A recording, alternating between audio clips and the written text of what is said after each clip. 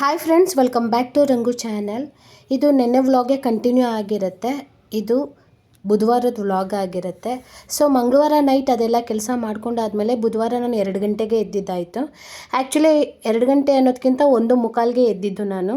ಅದಾದಮೇಲೆ ಕಸ ಎಲ್ಲ ಗುಡಿಸ್ಕೊಂಡು ಮನೆ ಒರೆಸ್ಕೊತಾ ಇದ್ದೀನಿ. ರಾತ್ರಿಯೇ ರಂಗೋಲಿ ಎಲ್ಲ ಹಾಕ್ಕೊಂಡಿರೋದ್ರಿಂದ ಈಗ ಬೆಳಿಗ್ಗೆ ಅಷ್ಟು ನನಗೆ ಕೆಲಸ ಇಲ್ಲ, ಬರೀ ಕಸ ಗುಡಿಸಿ ಮನೆ ಒರೆಸ್ಕೊಳ್ಳೋದಷ್ಟೇ.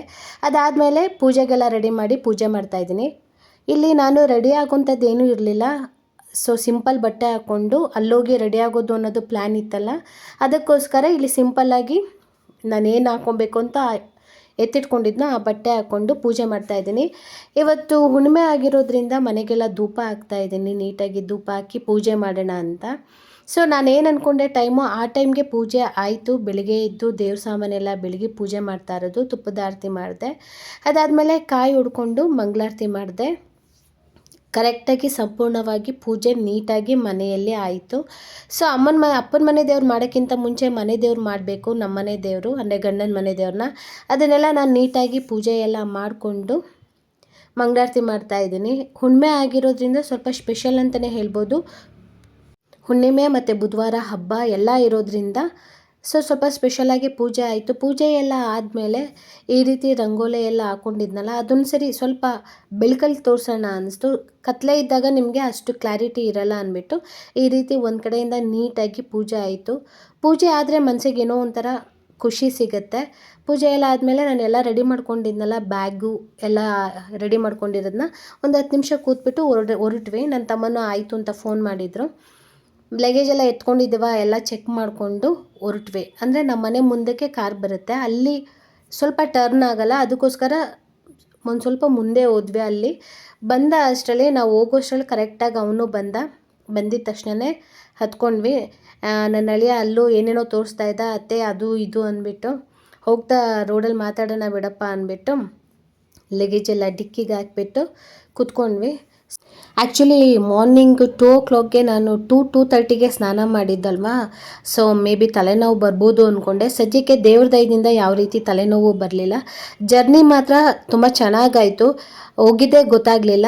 ಅಲ್ಲಿ ಮರಳಿಗಾಗೆ ಸ್ಟಾಪ್ ಮಾಡಿದ್ವಿ. ಅಂದರೆ ಮರಳಿಗಾದಲ್ಲಿ ನಾವು ಮಳಗನಪ್ಪಂಗೆ ನಮಸ್ಕಾರ ಹಾಕ್ತೀವಿ, ಶಿವ. ಅಲ್ಲಿಗೆ ನಮಸ್ಕಾರ ಹಾಕದೆ ಯಾವತ್ತೂ ಯಾವ ಹಬ್ಬಕ್ಕೂ ಹೋಗಿಲ್ಲ. ನಾವೆಲ್ಲ ಈ ರೀತಿ ಫುಲ್ ಫ್ಯಾಮಿಲಿ ಬಂದಾಗ ಇಲ್ಲಿ ದೇವರಿಗೆ ನಾವು ನಮಸ್ಕಾರ ಹಾಕ್ತೀವಿ. ಅಲ್ಲಿ ಹೂ ಇತ್ತಲ್ಲ, ನಾವು ಹೂ ತೊಗೊಂಡು ಬಂದಿದ್ವಲ್ಲ, ಅದರಲ್ಲಿ ಅರ್ಧ ಹೂ ಇಲ್ಲಿಗೆ ಮುಡಿಸಿ ಅಲ್ಲೊಂದು ದಾಸವಾಳ ಹೂ ಬಿಟ್ಟಿತ್ತು, ಅದನ್ನು ನನ್ನ ಅಳಿಯನ ಕೈಲಿ ಕಿತ್ತಿಸಿ ಇಡಿಸ್ತಾ ಇದ್ದೀನಿ. ಸೊ ಇಡಪ್ಪ ದೇವ್ರಿಗಾದ್ರೂ ಚೆನ್ನಾಗಿರುತ್ತೆ ಅಂದ್ಬಿಟ್ಟು ಇಟ್ಬಿಟ್ಟು ಅಲ್ಲೆಲ್ಲ ಪೂಜೆ ಮಾಡಿದ್ವಿ. ಕಡ್ಡಿ ಕರ್ಪೂರ ಎಲ್ಲ ಹಚ್ಬಿಟ್ಟು ನಾವು ಫಸ್ಟು ಶಿವನ್ನ ತುಂಬಾ ಅಂದರೆ ತುಂಬ ನಂಬ್ತೀವಿ. ಮಳಗನಪ್ಪ ಅಲ್ವಾ, ಈ ದೇವರಂದರೆ ನಮ್ಮ ಮನೇಲಿ ಎಲ್ಲರಿಗೂ ತುಂಬಾ ಇಷ್ಟ, ತುಂಬಾ ಭಯ ಭಕ್ತಿ ಎಲ್ಲ ಇದೆ. 7 ಊರವ್ರಿಗೂ, ನಮಗೆ ಮನೆಗೆ ಅಂತಲ್ಲ 7 ಊರವ್ರಿಗೂ ಇದೇ ರೀತಿ ಇವ್ರನ್ನ ಕಂಡ್ರೆ ಇದೆ, ಮಳಗನಪ್ಪ ಅಂತಾರೆ. ಬಟ್ ಆ್ಯಕ್ಚುಲಿ ಅವರು ಶಿವ, ಮಳಗದಲ್ಲಿ ನೆಲೆಸೋದ್ರಿಂದ ಮಳಗನಪ್ಪ ಅಂತಾರೆ. ಅಲ್ಲಿಂದ ಹೊರಟಿದ ಮೇಲೆ ಮನೆಗೆ ರೀಚ್ ಆದ್ವಿ. ಇಳ್ದಿದ ತಕ್ಷಣ ನನ್ನ ತಂಗಿ ಪಾಪು ಮಾತಾಡ್ಸಿದ್ವಿ. ಅವನು ಶ್ರೀ ಅಂತ, ಇವನು ಖುಷಿಕ್ ಅಂತ, ಇಬ್ಬರು ತಂಗಿ ಮಕ್ಕಳೇ. ಅವನು ದೊಡ್ಡ ತಂಗಿ ಮಗ, ಇವನು ಚಿಕ್ಕ ತಂಗಿ ಮಗ. ಇಬ್ಬರೂ ಆಟ ಆಡಿಸ್ತಾ ಇದ್ವಿ. ಮಕ್ಕಳು ಸಿಕ್ಕಿದ್ದು ಅಂತೂ ನಮಗೆ ಏನೋ ಒಂಥರ ನಿಧಿ ಸಿಕ್ದಂಗೆ ಆಗಿಬಿಡ್ತು. ಚಿಕ್ಕ ಮಕ್ಕಳು ಅಂದರೆ ಖುಷಿ ಆಗುತ್ತೆ, ಅವ್ರ ಜೊತೆ ಆಡೋದೇ ಒಂದು ಏನೋ ಒಂಥರ ಖುಷಿ. ನಮ್ಮಪ್ಪ ಎತ್ಕೊಂಡಿದ್ರು. ಅವ್ನು ಅಳ್ತಾ ಇದ್ದಾನೆ ಯಾಕೋ ಇವತ್ತು. ಆ್ಯಕ್ಚುಲಿ ಅವ್ನು ತುಂಬ ಚೆನ್ನಾಗಿ ಆಡ್ತಾನೆ, ಯಾಕೆ ಅಳ್ತಾ ಇದ್ದ ಅಂತ ಗೊತ್ತಾಗ್ತಾ ಇಲ್ಲ, ಅಳ್ತಾ ಇದ್ದ. ಇವನು ಖುಷಿಗಂತೂ ಯಾರು ಇತ್ಕೊಳ್ಳಿ ಏನಾದರೂ ಮಾಡಿ ಒಟ್ನಲ್ಲಿ ಅವನು ಆಡ್ತಾ ಇರ್ತಾನೆ, ಅವನ ಪಾಡಿಗೆ ಒಂದು ಯಾವಾಗಲೂ ಸ್ಮೈಲಿ ಫೇಸು. ಸೊ ಶ್ರೀ ಅಳ್ತಾ ಇದ್ದ, ಹೆಂಗೋ ಆಟ ಆಡಿಸಿದ್ವಿ. ಆಟ ಆಡಿಕೊಂಡು ಟೈಮ್ ಪಾಸ್ ಮಾಡ್ತಾಯಿದ್ವಿ. ನಮ್ಮ ಪಪ್ಪ ಬೇಗ ರೆಡಿ ಮಾಡ್ಕೊಳ್ಳಿ, ತುಂಬಿಟ್ಟು ಮಾಡಬೇಕಾಯಿತು. ಈ ಹಬ್ಬಕ್ಕೆ ಇದು ದೈತಮ್ಮನ ಹಬ್ಬ ಅಂತ, ದೈತಮ್ಮಂಗೆ ತುಂಬಿಟ್ಟು ಮಾಡ್ತಾ ಇರೋದು. ಇದು ಊರಲ್ಲಿ ದೈತಮ್ಮನ ಹಬ್ಬಕ್ಕೆ ಆ್ಯಕ್ಚುಲಿ ನಾವು ಬಂದಿರೋದು. ನಾನು ಈಗ ಹೇಳ್ತಾ ಇದ್ದೀನಿ. ಅದಕ್ಕೆ ಹಸಕ್ಕಿ ತುಂಬಿಟ್ಟು ಮಾಡ್ತಾ ಇದ್ದಾರೆ. ಅಂದರೆ ಹುರಿದಿದ್ದು ಬೇರೆ, ಹಸಕ್ಕಿ ಇದರಲ್ಲಿ ಯಾವುದೂ ಉರಿಯೋ ಹಾಗಿಲ್ಲ. ಇದರಲ್ಲೂ ಅಷ್ಟೇ ನಂಗೆ ತುಂಬಿಟ್ಟು ಬರೋಲ್ಲ, ನಾನು ಅದನ್ನೇ ಮಾಡ್ತಾ ಇರೋದು. ಅದಾದಮೇಲೆ ಲಗೇಜ್ ನಾವೇನೂ ಎತ್ಕೊಂಡು ಬಂದಿರಲಿಲ್ಲ. ಸೊ ಲಗೇಜ್ ಎತ್ಕೊಂಡು ಬರೋಣ ಅಂದ್ಬಿಟ್ಟು ಅದೆಲ್ಲ ಮಡ್ಲಕ್ಕಿದೆಲ್ಲ ಅಲ್ಲೇ ಬಿಟ್ಬಿಟ್ಟಿದೆ, ಅದನ್ನೆಲ್ಲ ಎತ್ಕೊಂಡು ಬರ್ತಾ ಇದ್ದೀನಿ. ಅಷ್ಟರಲ್ಲಿ ನಮ್ಮ ಅತ್ತೆ ಮಗ ಖುಷಿಕನ್ನ ಈ ರೀತಿ ಆಟ ಆಡಿಸ್ತಾ ಇದ್ದ. ಅವನು ಎಲ್ಲ ಬರೀ ಇವ್ರನ್ನೇ ಅಂತಲ್ಲ, ಯಾವ ಚಿಕ್ಕ ಮಕ್ಕಳೂ ಅಷ್ಟೇ ಅವ್ನ ಕೈಯನ್ನೇ ಚೇರ್ ಮಾಡ್ಕೊಂಡ್ಬಿಡ್ತಾರೆ, ಅಷ್ಟು ಈಸಿಯಾಗಿ ಅವ್ನು ಆಟ ಆಡಿಸ್ತಾನೆ. ನಮ್ಮ ಅತ್ತೆ ಮಗ ಉಮ್ಮಿ ಅಂತ, ಅವ್ನು ಶೇಖರ್ ಅಂತ, ಅವರೆಲ್ಲ ನಮ್ಮ ಅತ್ತೆ ಮಕ್ಕಳೇನೆ. ಅದಾದಮೇಲೆ ಒಳಗಡೆ ಬಂದ್ವಿ. ನಮ್ಮಮ್ಮ ದೇವ್ರಿಗೆಲ್ಲ ರೆಡಿ ಮಾಡ್ತಾಯಿದ್ರು ಪೂಜೆ ಮಾಡೋಕ್ಕೆ, ಆರತಿಗೆ ಎಲ್ಲ ರೆಡಿ ಮಾಡ್ಕೊತಾಯಿದ್ರು. ಕೇಳ್ತಾಯಿದ್ರು ಯಾವ್ಯಾವುದಕ್ಕೆ ಹೂ ತಂದಿದ್ದೀರಾ, ಏನು ಎಷ್ಟು ಅಂತ. ಸೊ ಅದನ್ನೆಲ್ಲ ನಾನು ಹೇಳ್ತಾ ಇದ್ದೆ, ಇಲ್ಲಿಗೆ ಸ್ವಲ್ಪ ಇಡಮ್ಮ, ನಂಗೆ ಸ್ವಲ್ಪ ಕೊಡಮ್ಮ ಅಂತ. ಯಾಕಂದರೆ ನಾನು ಕೂಡ ಈ ಸರಿ ಮಡ್ಲಕ್ಕಿ ಕೊಡಬೇಕು ಅಂತ ಹೋದೆ. ನಮ್ಮಪ್ಪ ನನಗೆಲ್ಲ ಏನೇನೋ ಹೇಳ್ಬಿಟ್ಟು ನನಗೂ ಆರತಿ ಮಾಡಿಸೇ ಬಿಡ್ತು, ಒಳ್ಳೇದಾಗುತ್ತೆ ಮಾಡು ಅಂತ. ಆ್ಯಕ್ಚುಲಿ ನಮ್ಮಪ್ಪ ಹೇಳಿದ್ದು ನನಗೆ ತುಂಬ ಖುಷಿ ಆಯಿತು. ನಂದು ಆರತಿ ರೆಡಿ ಆಯಿತು, ಮಾಡು ಒಳ್ಳೇದಾಗಲಿ ಅಂತ ಹೇಳ್ತು. ಸೊ ಮಾಡ್ತಾಯಿದ್ದೀನಿ. ನನ್ನ ಮಗ ಜಗಳ ಆಡ್ಕೊಂಡು ಬಂದ, ನಾನು ಬರಲ್ಲ, ಕಾಲೇಜ್ಗೆ ಹೋಗ್ಬೇಕು, ಓದ್ಕೋಬೇಕು ಅಂತ. ಇಲ್ಲಿ ಬಂದು ಚೆನ್ನಾಗಿ ನಿದ್ದೆ ಮಾಡ್ತಾ ಇದ್ದಾನೆ, ಅದಕ್ಕೋಸ್ಕರ ವೀಡಿಯೋ ಮಾಡಿಕೊಂಡೆ. ಅದಾದಮೇಲೆ ನಮ್ಮಮ್ಮ ಎಲ್ಲ ಆರತಿಗೂ ಈ ರೀತಿ ರೆಡಿ ಮಾಡ್ತಾರೆ. ಆ್ಯಕ್ಚುಲಿ ನಿಮಗೂ ಗೊತ್ತಿರುತ್ತೆ, ತುಂಬಿಟ್ಟಾರ್ಗಿತ್ತೆ ಆರತಿಗೆಲ್ಲ ಈ ರೀತಿ ಅಲಂಕಾರ ಮಾಡಿಕೊಂಡು ಕಾಯಿ ಹಣ್ಣು ಎಲ್ಲ ಇಡೋದು. ಸೊ ನಾವು ಸಿಂಪಲಾಗೆ ಮಾಡ್ಕೊಂಡ್ವಿದ್ವಿ. ಈ ರೀತಿ ನಮ್ಮ ಮಮ್ಮಿ ಮೊದಲೇ ಎಲ್ಲ ಇದನ್ನೆಲ್ಲ ಹಂಚಿಕಡ್ಡಿ ತೊಗೊಂಡು ಇದಕ್ಕೆಲ್ಲ ಹೂ ಎಲ್ಲ ಇಟ್ಟು, ಎಲೆ ಎಲ್ಲ ಇಟ್ಟು ಈ ರೀತಿ ರೆಡಿ ಮಾಡಿತ್ತು. ಅದೆಲ್ಲ ರೆಡಿ ಮಾಡಿಬಿಟ್ಟು ಪೂಜೆ ಮಾಡ್ತಾಯಿದ್ದಾರೆ. ಫಸ್ಟು ಪೂಜೆ ಮಾಡಿಬಿಡೋಣ ಅಂದ್ಬಿಟ್ಟು.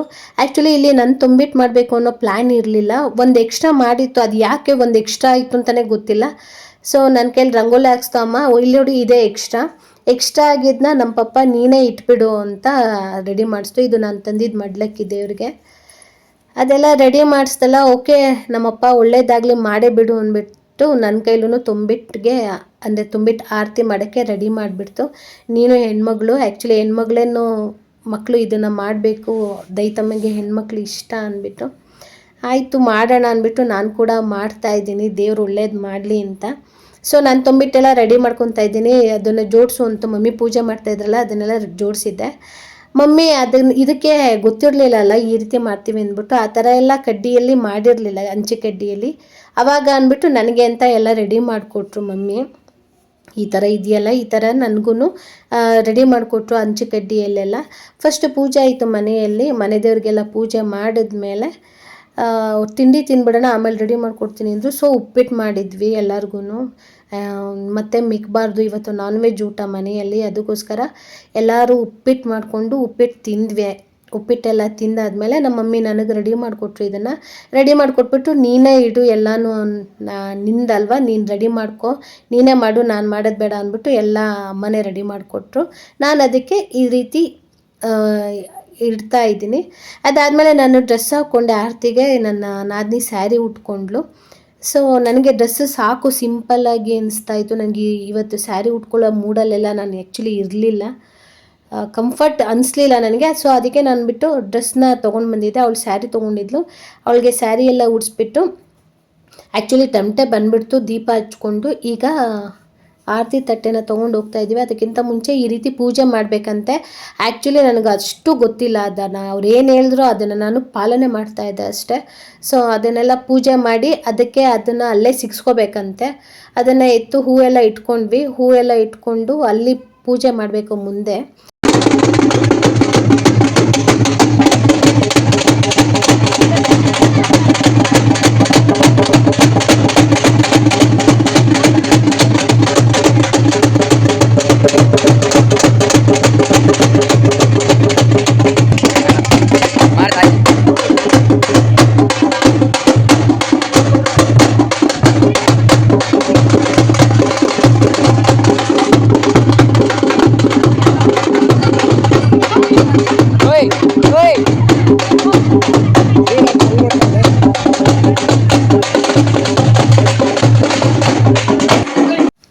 ಈ ರೀತಿ ಎಲ್ಲ ಪೂಜೆ ಆಯಿತು. ಪೂಜೆ ಆದಮೇಲೆ ಬಂದು ಆರತಿ ತಟ್ಟೆ ಎತ್ಕೊಂಡು ಹೋಗ್ತಾ ಇದ್ದೀವಿ. ಅಂದರೆ ಒಬ್ಬೊಬ್ಬರು ಮನೆಗೂ ಆ ರೀತಿ ಹೋಗ್ಬಿಟ್ಟು ಪೂಜೆ ಮಾಡಿಸ್ಕೊಂಡು ಈಡ್ಗಾಯಿ ಓಡಿಸಾದ್ಮೇಲೆ ಈ ರೀತಿ ಆರತಿ ತೊಗೊಂಡು ಹೋಗಬೇಕು.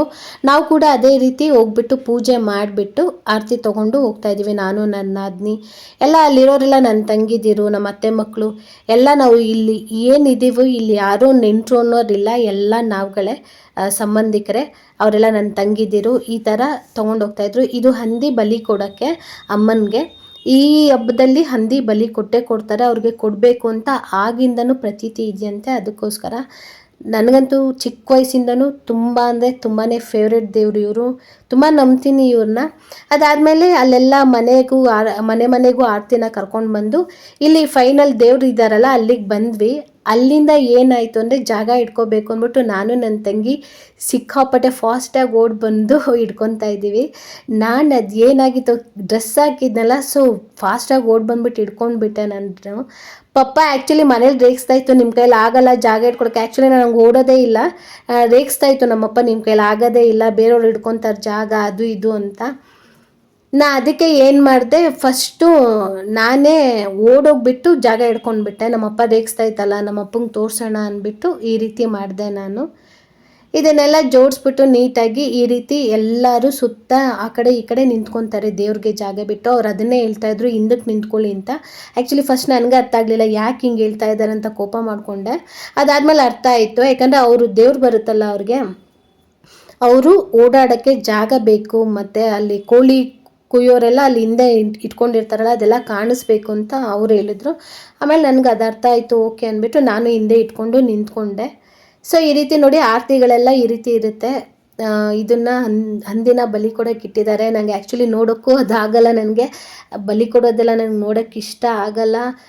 ಅನ್ಬಾರ್ದು ಹಂಗೆಲ್ಲ ಅಂತಾರೆ, ಬಟ್ ನನಗಂತೂ ಸೀರಿಯಸ್ಸಾಗಿ ನನಗೆ ಇಷ್ಟ ಆಗಲ್ಲ. ಅದನ್ನು ನೋಡೋಕ್ಕೆ ಒಂಥರ ಅನಿಸುತ್ತೆ, ಹೊಟ್ಟೆ ಒಳಗೆಲ್ಲ ಒಂಥರ ಕಿವುಚ್ದಂಗೆ ಆಗುತ್ತೆ. ಅದನ್ನು ಪೂಜೆ ಮಾಡ್ತಾ ಇದ್ದಾರೆ, ಈಗ ಬಲಿ ಕೊಡಬೇಕು ಅಂತ ಪೂಜೆ ಮಾಡ್ತಾ ಇದ್ದಾರೆ. ಅದಂತೂ ಪಾಪ ಸಪ್ಪಗಾಗ್ಬಿಟ್ಟಿದೆ, ಅದು ಗೊತ್ತಾಗ್ಬಿಡ್ತು ಅನಿಸುತ್ತೆ ಹಿಂಗೆ ಮಾಡ್ತಾರೆ ಅಂತ. ಸೊ ಅದಂತೂ ಸಿಕ್ಕಾಪಟ್ಟೆ ಸಪ್ಪಗಾಗ್ಬಿಡ್ತು. ಪೂಜೆ ಮಾಡಿದ್ರು, ನಾನಂತೂ ಆ ಕಡೆ ತಿರ್ಕೊಂಡ್ಬಿಟ್ಟಿದ್ದೆ ಈ ಟೈಮಲ್ಲಿ, ನೋಡಲೇ ಇಲ್ಲ ನಾನು ಏನಾದರೂ ಮಾಡಲಿ ಅಂದ್ಬಿಟ್ಟು. ಸೊ ಅದೇನೋ ಈ ರೀತಿ ನೀರು ಹಾಕಿ ಒದ್ರದ ಮೇಲೆ ಈ ರೀತಿ ಬಲಿ ಕೊಡಬೇಕು ಅಂತಾರೆ. ಅದೆಲ್ಲ ಪೂಜೆ ಆಯಿತು, ಪೂಜೆ ತುಂಬ ಚೆನ್ನಾಗಾಯಿತು. ಪೂಜೆ ಎಲ್ಲ ಮುಗಿಸ್ಕೊಂಡು ಬಂದಾದಮೇಲೆ ಇಲ್ಲೇನು ಮಾಡಿದ್ದಾನೆ ನನ್ನ ತಮ್ಮ, ಕೊಪ್ಪಗೆ ಹೋಗಬೇಕಾಗಿತ್ತು ಚಿಕನ್ ತರೋಕ್ಕೆ. ಇಲ್ಲಿಂದ ಬೀಗ ಹಾಕ್ಕೊಂಡು ಹೋಗ್ಬಿಟ್ಟಿದ್ದಾನೆ. ಅಲ್ಲಿ ನಮ್ಮ ಚಿಕ್ಕಪ್ಪ ಎದುರುಗಡೆ ಅವರು ಕೊಪ್ಪಗೆ ಹೋಗಿದ್ರು ಚಿಕನ್ ತರೋಕ್ಕೆ, ಅವರು ಬೀಗ ಹಾಕ್ಕೊಂಡು ಬೀಗ ತೊಗೊಂಡೋಗ್ಬಿಟ್ಟಿದ್ದಾರೆ. ಅಲ್ಲಿ ನಮ್ಮ ಚಿಕ್ಕಪ್ಪ ತೊಗೊಂಡೋಗಿದ್ದಾರೆ, ಇಲ್ಲಿ ನನ್ನ ತಮ್ಮ ತೊಗೊಂಡೋಗಿದ್ದಾನೆ. ಇಬ್ಬರೂ ಹೊರಗಡೆನೇ ಕೂತಿದ್ದೀವಿ. ಇಲ್ಲಿಂದ ನಾವು ಮಾತಾಡೋದು, ಅಲ್ಲಿಂದ ಅವ್ರು ಮಾತಾಡೋದು, ಹಿಂಗೆ ಮಾತಾಡಿಕೊಂಡು ಕೂತಿದ್ವಿ. ಸೊ ನನ್ನ ತಮ್ಮ ಬಂದ ಮೇಲೆ ಒಳಗಡೆ ಹೋದ್ವಿ, ಎಲ್ಲ ಅಡುಗೆ ಮಾಡಿದ್ವಿ. ಅಡುಗೆ ಮಾಡಿದ್ಮೇಲೆ, ಅಡುಗೆ ಮಾಡೋಷ್ಟ್ರಲ್ಲಿ ನೈಟ್ ಆಯಿತು. ಆ್ಯಕ್ಚುಲಿ ಆರತಿ ಸ್ಟಾರ್ಟ್ ಆಗಿದ್ದೆ 12 ಗಂಟೆ ಆಗೋಗಿರೋದ್ರಿಂದ 3 ಗಂಟೆ ಆಗೋಯ್ತು ಆರತಿ ಮುಗಿಯೋಕ್ಕೆ.